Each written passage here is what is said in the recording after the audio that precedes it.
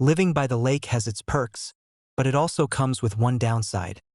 There's only one way in and out of my property. A narrow wooden bridge crosses the river that feeds the lake, and without it, you'd need a boat or a helicopter to reach my cabin. That bridge has stood for decades, long before the subdivision HOA crept up on the other side. It's not wide enough for 2 cars, but it's sturdy, and it's mine. At least that's what the deed says. But of course, Karen didn't care about that. I came home one Friday evening, groceries in the truck, only to find bright orange cones blocking the bridge. A shiny new HOA sign read, "Private access. HOA permit required." Karen herself stood there with her ever-present binder, waving down cars like a self-appointed traffic cop. "You can't cross," she barked as I rolled down my window. The HOA board voted to restrict bridge use. Safety concerns. Only approved vehicles can enter. I blinked. Approved? That bridge leads to my cabin. "Doesn't matter," she said smugly. "It's community infrastructure now. If you want to cross, you'll need to pay for a permit and follow our guidelines. That truck isn't even on the approved list." I laughed. "Karen, you do realize I own that bridge, right?"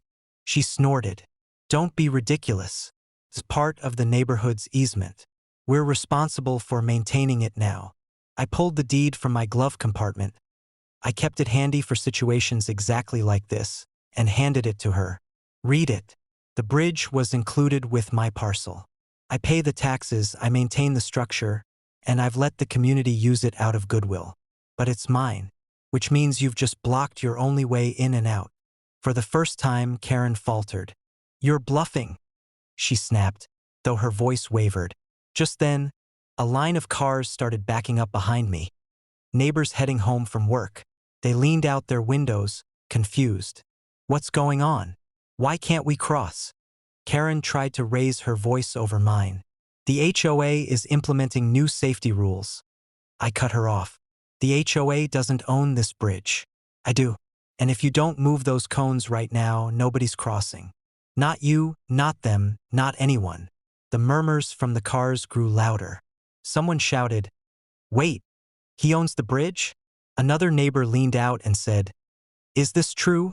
I held up the deed so they could see. "All true. The only reason you've ever had access is because I allowed it. But if the HOA wants to play games, that goodwill ends today." Karen's face turned beet red. She whipped her binder open, flipping through pages as though sheer paperwork could change the law. "This is outrageous. The HOA can't function without access." "Exactly," I said calmly. "So here are your choices. You take down the cones and stop harassing me, or I revoke bridge access entirely. You'll be forced to park on the far side and hike in. Good luck explaining that to your residents." The line of cars honked in agreement. One neighbor yelled, "Move the cones, Karen." Another added, "He's right. You can't block us out." With the crowd turning on her, Karen finally caved. She kicked the cones aside, muttering about temporary allowances and legal reviews. I drove across slowly, tipping my hat to the neighbors as I passed. Karen glared, but she knew she'd lost. Later that week, I sent the HOA a formal notice. Any attempt to regulate or block the bridge again would result in revoked access. From that day forward, they treated the crossing with kid gloves, because they knew their entire neighborhood depended on it. Karen thought she could bar me from my own cabin. But in the end, the truth was simple. Without me, they weren't going anywhere.